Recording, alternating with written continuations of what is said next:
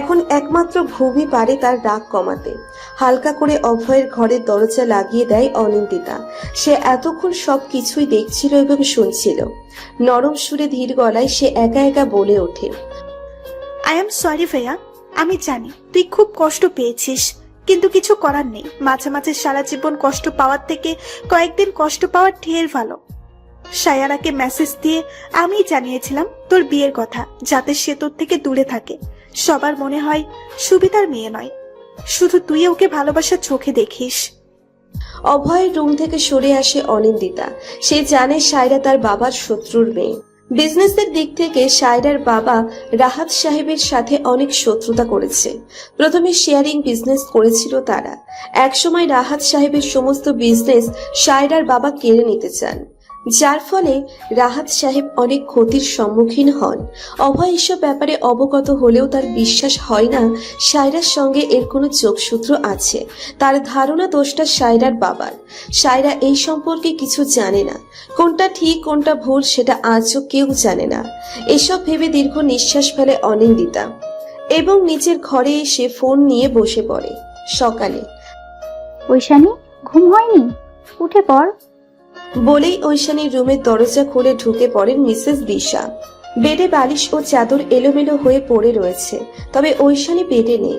তা দেখে বিস্ময় কাটাতে পারলেন না তিনি। রুমে থাকা জানালার ওপরে বড় ঘড়ির দিকে তাকান মিসেস দিশা। সকাল প্রায় 8:30 বাজে। এই সময় ঐশানীকে বেডে ঘুমন্ত অবস্থায় পাওয়া যায়।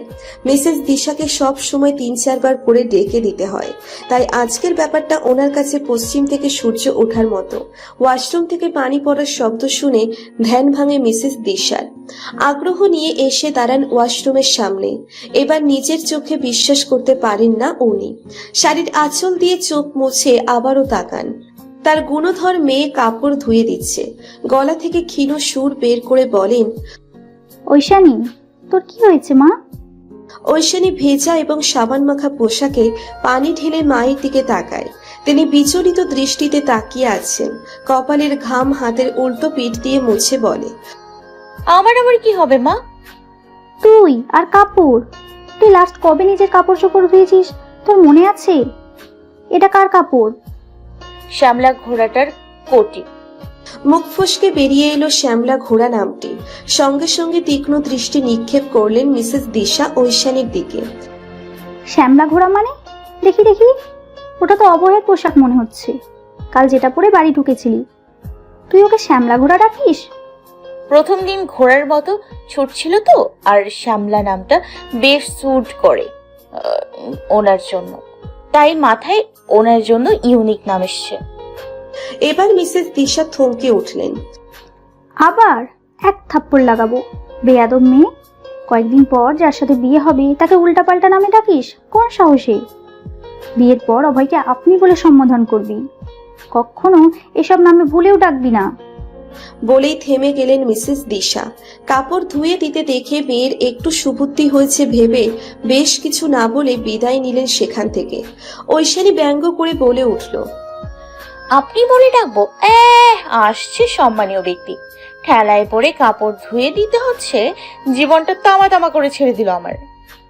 অভয়ের পোশাকের ওপরেই সব রাগ ঝাড়তে থাকে ঐশানী। যেই কাপড় ধুয়ে 2 হাতে তুলে টান দিল, রাগের চোটে হুট করে শব্দ করে কটি মাঝখান দিয়ে ছিঁড়ে 2 ভাগ হয়ে গেল। অজান্তেই অষ্টদয় ফাঁক হয়ে গেল ঐশানীর। তার নির্যাতন কি সামান্য পোশাক সইতে পারে? না পেরে বেচারা অবশেষে ছিঁড়ে গেল। হাত থেকে কাপড়ের 2 টুকরো ছিঁড়ে দিতেই নিচে পড়ে গেল। পানি মাখা হাত গালে লাগিয়ে ছলো ছলো নয়নে তাকিয়ে ভাবতে লাগলো এখন সে কি করবে।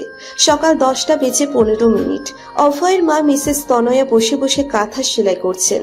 খুব মনোযোগ দিয়ে চিকন ফ্রেমের চশমা পরে এক নাগারে কাঁথা সেলাই করতে দেখে অনিন্দিতা একসময় এসে বসে মায়ের পাশে। মিসেস তনয়া অনিন্দিতার উপস্থিতি টের পেয়ে ব্যস্ত কণ্ঠে জিজ্ঞেস করেন, অভয় এখনো উঠেনি ঘুম থেকে? না মা, উঠলে তো নিচে নেমে আসে। ও তো এত সকাল পর্যন্ত ঘুমোয় না, কিছু হয়েছে নাকি? থমথমে হয়ে যায় অনিন্দিতার মুখ। প্রসঙ্গ পাল্টাতে ব্যস্ত হয়ে পড়ে সে। মা, আমি কি করে জানবো? তবে তোমার কি হয়েছে বলো তো? তুমি কাঁথা সেলাই করছো, ব্যাপারটা রহস্যজনক। মিসেস তনয়া মুখ তুলে তাকান না, সেলাই করতে করতেই এক গাল হেসে জবাব দেন। পারে আমার ছেলের ঘরে বউ আসতে চলেছে, আমার নাতি নাতির মুখ দেখতে কতক্ষণ? আমার রেডি হয়ে থাকতে হবে না? কথাটা শেষ হতেই পেট ধরে হাসতে শুরু করে অনিন্দিতা। ওর হাসি দেখে খানিকটা রাগ হন মিসেস তনয়া। হাসির কি বলেছি? নাতি নাতনি হবে না আমার? হাসি কোনো মতে ঠোঁটে ঠোঁট দিয়ে চেপে রাখে অনিন্দিতা। অস্পষ্ট ভাষায় বলে, বিয়েটা তো হলো না। ভাইয়াকে দেখে মোটেও মনে হয় না বিয়ে নিয়ে ইন্টারেস্টেড। আর তুমি কিনা বাচ্চা কাচ্চার প্ল্যানিং করে রেখেছো? হুম, বিয়ের না হওয়ার মতো অলক্ষণে কথা বলবি না। আমার অভয়ের পাশে ঐশানীকে কত সুন্দর মানায়। দুজনকে দেখে মনে হয় একে অপরের জন্য তৈরি। আমি তো স্বপ্নেও দেখেছি একদল নাতিপুতির সাথে খেলছি। আবারও দম ফেটে হাসতে শুরু করে অনিন্দিতা।